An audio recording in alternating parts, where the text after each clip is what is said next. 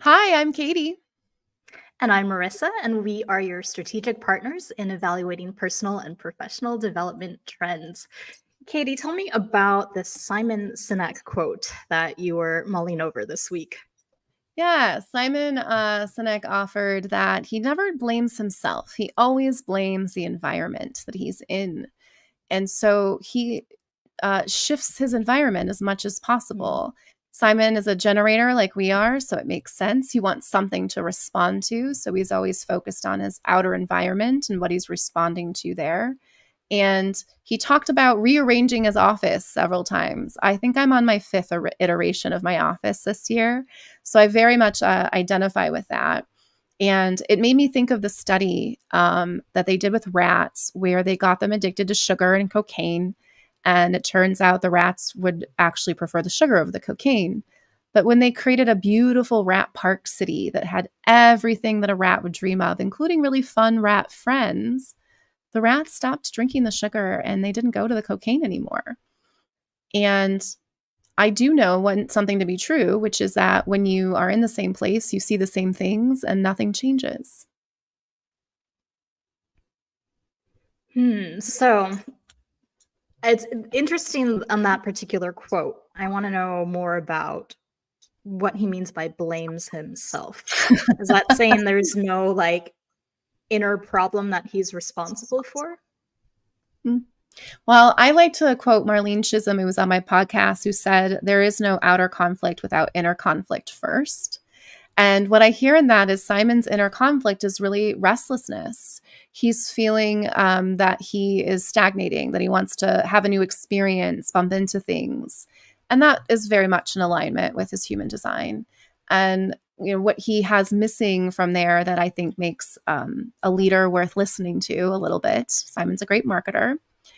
And you and I actually both have this, which is the hero's journey. Like the inner work is really on becoming more yourself and being really self empowered and not saying, hey, this is how I do it and this is how everyone should do it. But yes, if you shift your environment, you'll shift your perspective. But what's your inner environment like?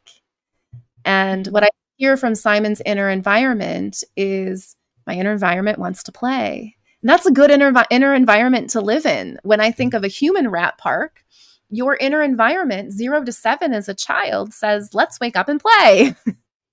And let's wake up and bump into new things. Let's have new experiences. Let's ask questions. That's a fun inner environment. It's not so serious. I think a lot of us have a very serious inner environment.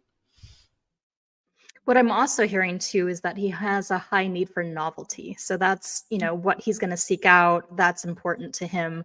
Um, That's have the you brain seen? too. I would just offer Yeah. that.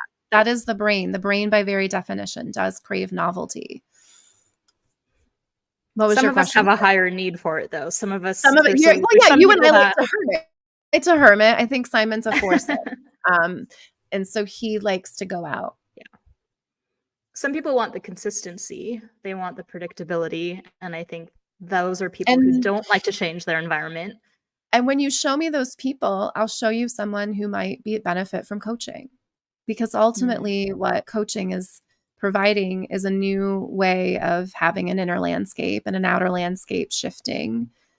This is also why I think coaching as a profession isn't particularly useful. I am a coach, I'm particularly useful because I'm looking at having you go out and having some new experiences and having the same experiences, but seeing them from a different way, observing yourself versus just being yourself for a while. I do think Simon misses out a little bit there. And the inner landscape is ultimately what shifted in Rat Park. Rats are just a lot more simple than humans. Perhaps what Simon's offering us is that he's a lot more simple than most humans, which, to be honest, if you use less of your brain, your life is much easier inside. not, Ignorance not, is bliss. well, um, at least it's ignorance is self compassionate. Mm. Yeah. Right? Like imposter syndrome, like we talked about this before. Like, are you just an idiot? Or are you really an imposter? Like, well, you're all being an idiot. And the minute that you think you have a self doubt creep in, an inner healthy brain says, well, if I'm doubting myself, I can doubt these thoughts are real. There's a faith that comes in doubt, but you can also recognize that if you're feeling self-doubt, then you really have to doubt your own ability to evaluate yourself in that moment. You've had a pretty big environment change by moving to Knoxville. Like, what did you see change internally for you when you did that? Hmm. It's my third state, so I've had a lot of environment changes, and this one felt a lot more intentional for me. And I was changing my inner environment at the same time I was changing my outer environment, meaning I was breathing. Well, I was aware of where I was breathing. I've always been breathing. But I was really focusing on breathing in my belly when I would meet new people, and focused on breathing through my belly when I'd read. And I was also moving as one of the top stressors of the mind. And that also means it's the best opportunity to learn more about how your mind works. And so I learned a lot about how we really don't appreciate anger and what anger can do for us, or frustration.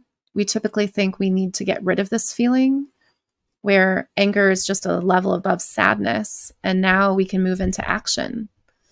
And I think I have a new appreciation of embracing. There's the 3-step process to getting out of the addiction train, right? You have to allow, you have to accept, and you have to embrace. Once you embrace that you really love your own inner landscape, you don't reach for a drug like self-doubt, or a drug like imposter syndrome, or a drug that says I'm not making enough money or I'm not enough. You just enjoy the park. It sounds like it brought a different level of self-awareness maybe for you. Yeah, I think that's what we do when we move to a new environment. Simon always goes to a new country. I mean, nothing increases your own personal self-awareness. So what I see in Simon is that his inner landscape does change, but he's changing it through the outer first. And he's a great marketer, so he's not interested in that hero's journey of leadership. And the minute that you have picked me as a coach, your hero journey has begun. I think that's what Rat Park is about. Is if you think of Wizard of Oz on the yellow brick road, is that you're going to get to the very end and you're just going to find yourself. But there's no more flying monkeys, i.e. self-doubt, imposter syndrome. Anyone that tells you, even Brene Brown has it, well, that means her systems can't work. Because I have the cure. But that's the kind of what Simon's saying too, is he has the cure. That's why he doesn't blame himself. He doesn't go back and do inner work.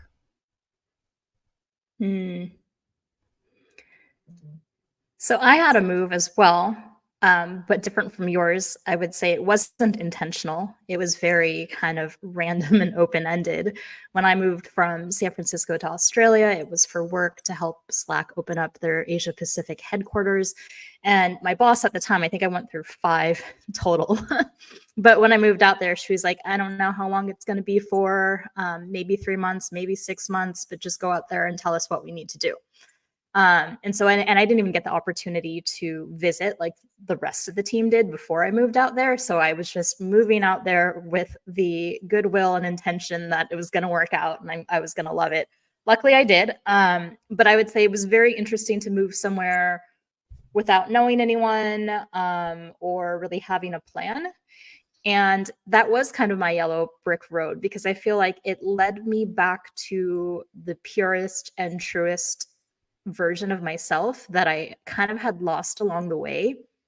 I think growing up and living in my hometown, there's a part of me that felt like I still had to be the person that people thought I was. So the elementary school version of me, the middle school version of me, the high school and college version of me that people knew, maybe there's parts of me that I still have those characteristics, but it wasn't really who I identified as anymore. And I felt like being in a completely new country and continent with completely new people that I was meeting, they really saw and appreciated me for who I was. Yeah. And so that goes back to, is it me or is it the environment? Well, Marissa's environment changed, and it turned out who she was exactly what this environment needed the entire time. And that's what I discovered when I moved to New York. Only I lived in Hoboken because I couldn't afford the toll to get to New York. And it was where I wasn't as intentional from a place of inner landscape. Where's my breath? Am I fully present? I've been shoved out of Illinois. Felt like with the divorce and sale of a company, it was like a fresh start. But what I did find for the first time was people that recognized me as well and cared about me equally and discovered I was much more discerning in who I invested my time with and who I did not, which is back to, the people talk about find your five. I like to encourage people, well, this is my fifth line showing, but your five needs to shift, because if you're five ride or die for 10 years, which is great, but then that means you need to find your 10, and 5 of them need to rotate every now and then so that your environment changes. And so every year I found my one, and then they would get married, and then I'd have to find another one until I got married. But so even we're not as intentional, just like you, like I yellow brick road myself into, Oz never gave the Tin Man anything the Tin Man didn't already have. And I found my scarecrow, and I found my, but you had to go on your adventure by yourself. You had to put on your own red shoes with your little dog and and walk down the yellow brick road. And where I see people stuck is that they're afraid to put on a different pair of shoes and walk down a different road. But if you do that, you'll bump into your scarecrow, you'll bump into your, your people, and then all of you together will, show up in the land of Oz. And along that hero's journey, maybe you land in the poppy field because you keep reaching for I'm not enough. And maybe the flying monkeys of the assholes and the narcissists and the vampires show up. And what you all realize at the very end is that it's you that gets to control whether or not they go away. And that's essentially what Simon offers, right? Don't blame yourself. You're a flower. Go find your right pot. Any examples you can think of, though, where you have changed your own environment, but the same you was showing up in let's say, a negative way, or a way that you wanted to change? So for every pattern you disrupt, there's more that are still there. The unconscious, according to research, controls about 90 to 95% of our decisions and running our life. Mm-hmm. And the beauty of changing environments is that you shine lights on areas you didn't see. But getting in a relationship with Dan allowed me to see other areas that I hadn't shined a light on. And so this is where I think people can end up on the yellow brick road and come all the way back to, I need to find myself again. And because all of a sudden it's happening, or I took a job where I'm like, why do I have the same 3 people that I had essentially in a different state? I'm the only common denominator. And so you can have new experiences, but you're in a spiral. And so you're recognizing that your yellow brick road is going up. It's not the same. It's same, but different. But then that offers more opportunity to change inner landscape. And if you're smarter than I was, you recognize, well, I shouldn't say that because I was only there a year. If you're like Simon, though, you won't spend 9 months blaming yourself. Change your environment and find out it was your environment all along. If you find yourself in that environment, you will simply move, which is probably why I told someone they should just renew my contract, because no one wants to work with me. Like, you have to know. I didn't realize I don't quite realize. I think I was setting myself up to have that happen. But at the same time, I knew that it wasn't me because I had tried. Mm-hmm. And yet it was me because I allowed it. Yeah. So you can, when you change your environment, you also can't blame the environment for not working. Yeah, it's true. Yeah. And ultimately, I think that's really like the chicken and egg, the conversation we're having here is like, do we blame the person? Do we blame the environment? What if we just didn't blame? What if we just treated it as an experiment? Ooh, we experimented with the flower being in this room and it wasn't growing as well. Let's try it over here. Ooh, the flower had a new little friend that popped up. Okay, that's going well. Oh man, that new little friend that popped up is starting to sag. I wonder if we should try it over here. Because the other reality is that the environment that you got into that made your life amazing, the environment is shifting, and so are you. What if the environment is no longer meant to make you amazing still? That same environment that woke you up can also turn you around. And that's when the universe is saying, hey, we want you to do something else. It's going to be great. It's going to be bigger. Walk down the yellow brick road. Go find a few new friends, or go back to the old friends and have them come and see if they are interested in whatever road you're walking down.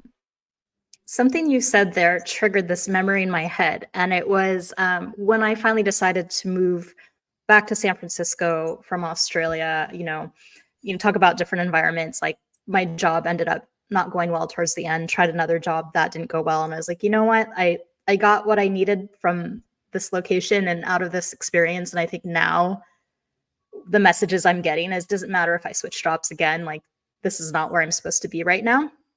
And when I came home, it was like this big feeling of not having the same identity anymore, because I tied my identity so much to my career.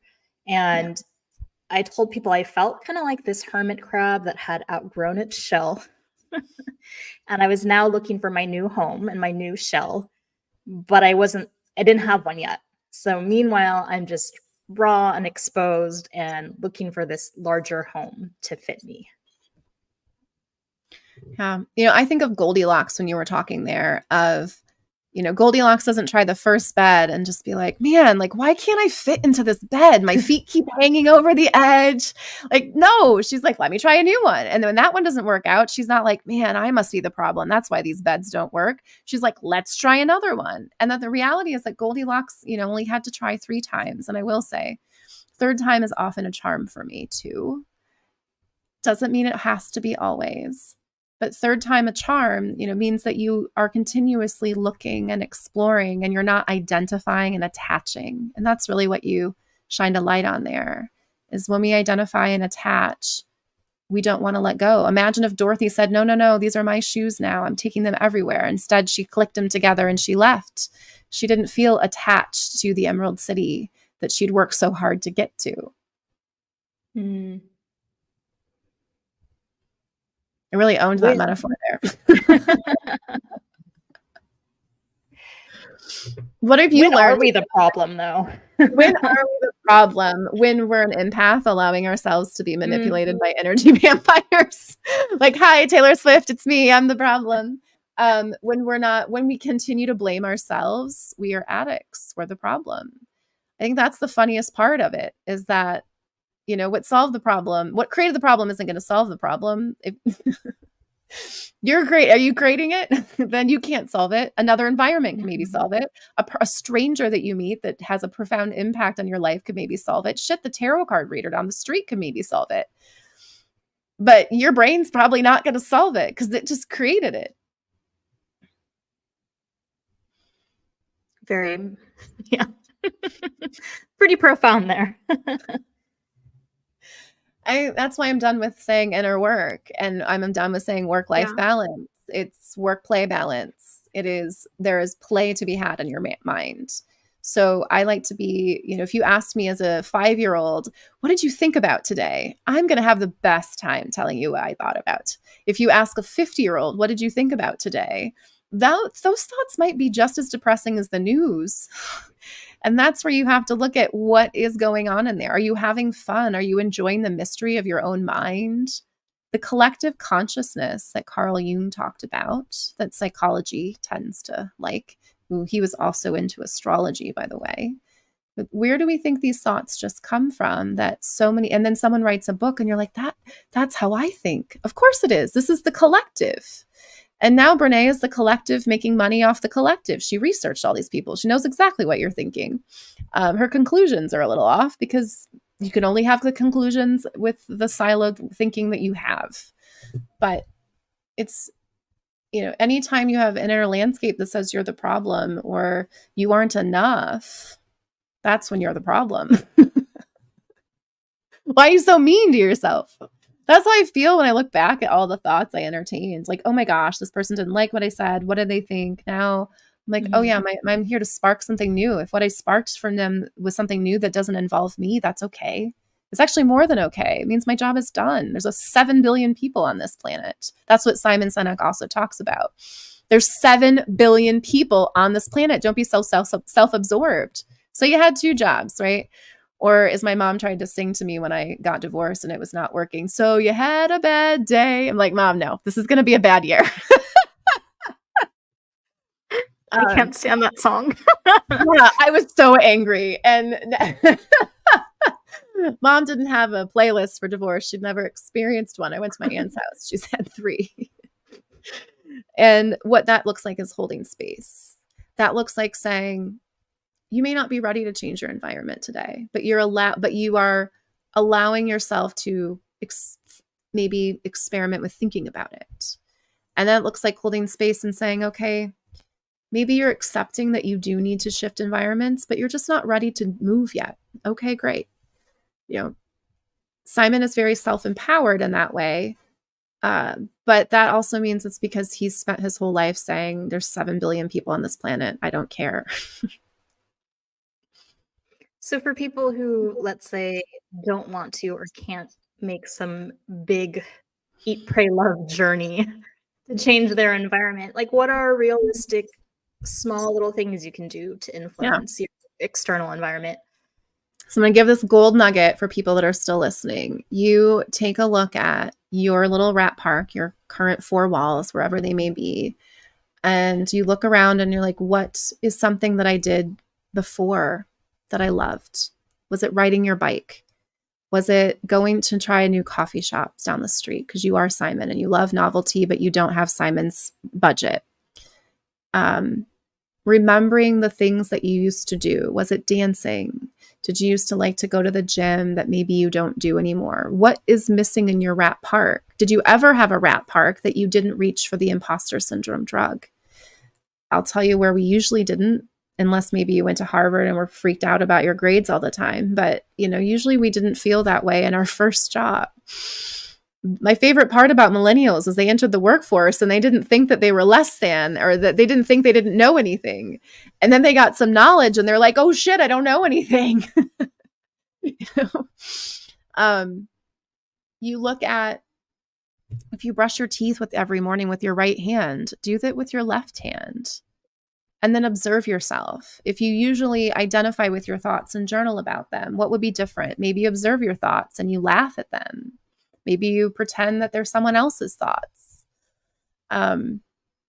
Maybe you take a cold shower. These people are doing the cold plunges. Like, I do see a lot of people out there chasing like a dopamine hit. Essentially what you're doing shifting environments is you're shifting the chemicals that are being produced. And when you shift the chemicals that are being produced, you can shift the way that you see your situation. What I don't necessarily love for shifting environments is starting with the meditation. If you're feeling stuck, you got to get out of the house, not your head, not go back into your mind a little bit. Do a mindfulness walk meditation. Leave your phone at home. Like, look at nature. Talk to a plant. Like, be a kid. That was my short answer. Be a kid. Well, that actually does bring up something that I was thinking about, was like, what are some of the hobbies I had or things I liked to do when I was young? And I mean, like age 9-ish. One of them was baking.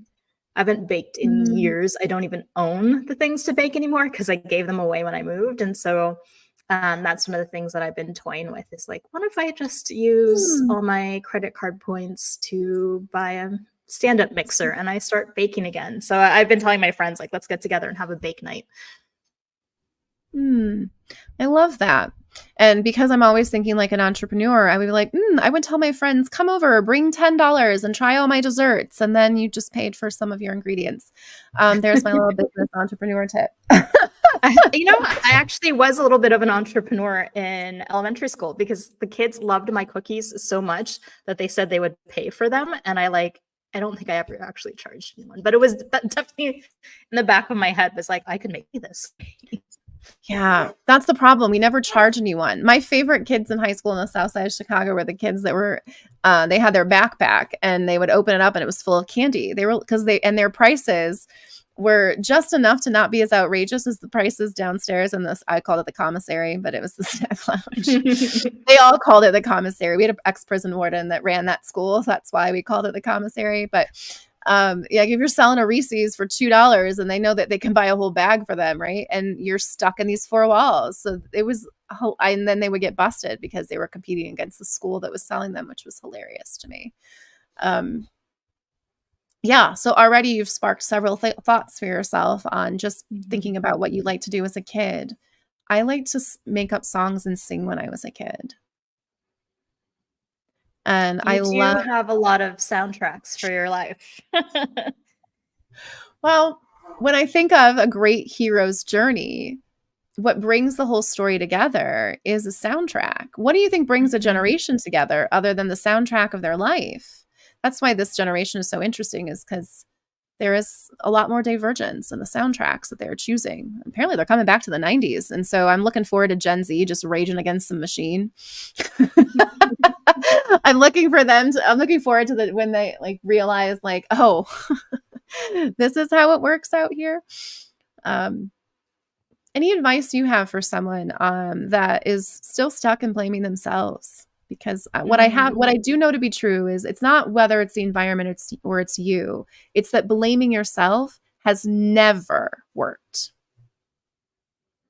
And that's a hard lesson that I had to learn throughout the years. And so one of the things that I like to do working with people is to figure out kind of what your core wounds are that are holding you back and work towards healing that, working towards loving yourself and putting yourself first, learning how to fulfill your own needs so that you're not looking externally to have everything, be the answer for yourself. Yes, our external environment can spark change, but we also have to learn how to love the person we are, because that's who you're with for the rest of your life. And you can learn more about Marissa at marissasenzaki.com if you'd like to connect with her and learn more about that. What I love about high performing leaders that I've worked with, that they've taught me, is that they don't blame themselves. And it doesn't mean that all of them are self-absorbed narcissists. It's just they don't doubt their abilities. And the reason they don't doubt their abilities is because they've been protected. The reason that people like us and people that identify with us and our lived experience is because we weren't protected from the bullies. We weren't protected from how the world works, so to speak. And that allows us to create space for that, but also recognizing that protecting people never really empowered anyone. And being able to empower someone means that they have to be able to realize that they're about to go on their own hero's journey. I used to tell my students, I'm not getting in your backpack and going to college with you. And they also have to know that at the end of that journey, that they're just going to find themselves. No more of you're going to find this stack of books that will change your life. We have so many books on communicating that no one's collaborating. And all the people that never wanted to collaborate in the first place, I think, are writing the books on communicating. The goal is not to get to yes. The goal is to collaborate. And if you want to learn more about that, you can find me at owlprofessionalcoaching.com. You can also like us on Apple Podcasts, Outstanding Women Leaders. Go to Podbean, hit the follow button. You will get updates as soon as these come out. And if you want even faster updates, YouTube is currently hosting us live at the Outstanding Women Leaders channel. Go check us out over there. In the meantime, Marissa, what do people need to do? Live, laugh, shut the fuck up and listen to themselves, but not the voice in there that doesn't say that they're great, because they are.